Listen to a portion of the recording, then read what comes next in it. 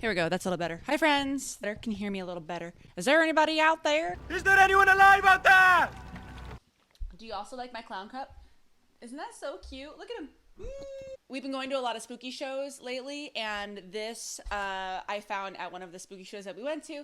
The vendor is called Aliens Are Us, and she makes the cutest little clown baby cups. It's so cute. It's either like what your nightmares are made of, or it's gonna make you want to drink water even more. So love it. I follow her on Instagram. It's her and her boyfriend. They're super cute. So yeah, if you're looking for like an obscure gift, this is totally a good one. Welcome back though. My name is Kimberly from Drip from the Crypt Products. We are a spooky shop where we primarily sell luxury candles. And then on my YouTube channel, I teach you how to make candles and also a lot of the underworkings of starting your own small business. Woo! So welcome. If you're new here, hello, my name's Kimberly. And if you're a returning subscriber, because we're getting some subscribers. Yeah, when I started this, I didn't know what to expect. We're getting some subbies, which is awesome. They like us. So today we actually have a super simple video.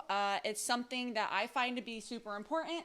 It's super quick, but I do think it's super important to your business if you are going into the candle making business. But this goes along with quality control. And you might be wondering about if this step is necessary or not. I think it's super important. That would be cleaning your jars. And so this is not cleaning your jars that have wax in them. This video will specifically be on how to clean your new unused jars that are fresh out of the package, meaning you just ordered them from your glass or jar vendor. They just come in the box, you're ready to make them, and you're wondering, should I wash these? Can I just go ahead and start using them right out of the box? And yeah, let's get into it. So should you or should you not be cleaning your jars as soon as you receive them?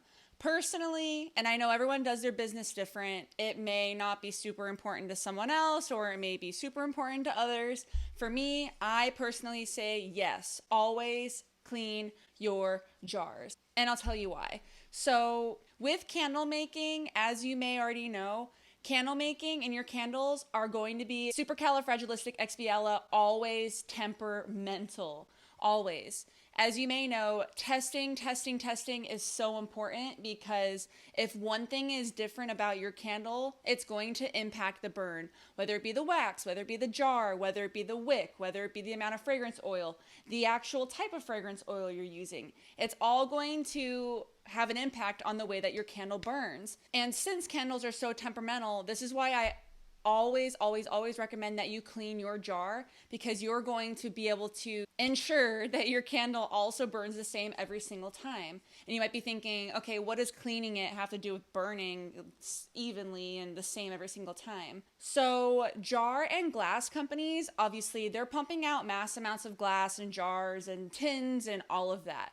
And a lot of the times, these are coming out on assembly lines. However, a lot of the times, a lot of companies will spray certain materials or chemicals on the jars to prevent any mold, like bacteria growth, or just different things that could happen during either the time that they're waiting to be sold, that they're sitting in a warehouse, or during the shipping process, what have you. So a lot of the times, they'll spray like a certain chemical, like I said, to prevent mold is one, or they'll sprinkle like a dust on it. You just don't know. And so you are creating a product that you're going to be pouring something into, people will be burning, and that is going to be emitting into the air that they breathe. So it's super important that there aren't any lasting chemicals that are on your jar that are now burning with your candle and getting into the air. One, because you don't know what kind of products or chemicals that these companies are using. You don't know how safe it is for people to be breathing that in. And 2, 3, you just don't know how that's going to interact with your candle. It's honestly such a small amount if they do use that it could have no impact on your candle at all if you don't wash it off. However, if you're going to be selling a product, you want to ensure quality control. You want to be super careful with that. And you want to make sure you are putting out the safest product as possible to your customers, because you owe it to them and you owe your customers a safe and tried and true product. So personally, the jar that I use for my large candle is the 13-ounce Calypso jar from Glassnow.com. I'll go ahead and link that below. And so the ones that I use the solid black jar, and then I don't have one around me right now. I think they're downstairs. I also use the clear jar. And so I noticed this less on the black jar, but for sure on the clear jar, I noticed that there's this like, it's not slimy, but it's kind of like an oily substance that is coated around my glass jars, and I can feel it to the touch. So I don't know exactly what it is that they put it on it, but I for sure feel it on there. And so every single jar that I use for candles that I'll be selling, I absolutely clean them every single time. I give them a thorough cleaning because, like I said, I don't know what that chemical is. I don't know how it reacts to flames. I don't know if it's healthy to be breathing in if it does get heated during the candle burning process. So I want to ensure that I'm giving out the safest, I can't pronounce that word today, safest, the most safe, maybe that makes more sense. The most safe product possible, and I want to ensure quality control, so I wash my candle jars every single time. You don't want to slip on this, you guys, because if something goes wrong, it's literally your reputation on the line, and you're potentially putting people in an unsafe position when using your product, and that's not what you want to do. Okay, so for this process, you only need a couple of things. So the first item that I use, and don't be too afraid of this, I know, and I've watched a couple videos on this too. It's okay, but I want to first disinfect my jar. So I actually have, I have some dye on it, but I just bought some 70% ice. Can you see that? I don't know if it's you. There we go. So 70% isopropyl alcohol. And I know what you're thinking, Kim, rubbing alcohol and flame, highly flammable. I know, it's gonna be okay. We're gonna wash it off after. This is mainly to disinfect the jar, wipe off any excess chemicals that could be there from the manufacturer, and then after that, we're going to totally wash the jar again. So what we're also going to need, I would just get some regular cotton pads. So I bought a pack of these from Target. I buy them, a lot of them, but you know, just a regular cotton pad that you would use your face. You could use the little circular ones. This is just a big one. This works for me, whatever you want. And so you're just gonna dab this on your cotton swab, and we are going to clean the entire surface area of the candle jar. So that means the inside, lightly graze the entire candle and just kind of rub it down. Awesome, okay. I've cleaned my jar. What that's going to do, it's going to disinfect your jar in case anything happened during the shipment process, because you don't know what the heck is going on those trucks during the shipment process. It's going to get any dust off. Like, look, mine actually had dust on it. This had dust on it. So that could have been leftover paint, because I do know that Glassnow paints these jars. This is not just like a black glass. It's a clear glass it's made for candles, so it's safe, but they spray the jar with like a certain type of paint. So this was probably excess paint. I'm not sure. So I want to definitely make sure I clean that. So next on our list, you are going to get a mild detergent or a mild soap. I don't really use antibacterial soap. I don't really go out of my way to do that. I just do a mild natural hand soap. So that could be palm and olive. It could be a natural mild hand soap of your choosing. Just something mild, nothing too hardcore, nothing that needs to like beat grime and tough grease or anything. So just choose like a mild soap. Palm and olive has a mild one that's not antibacterial. Just pick one of your choosing.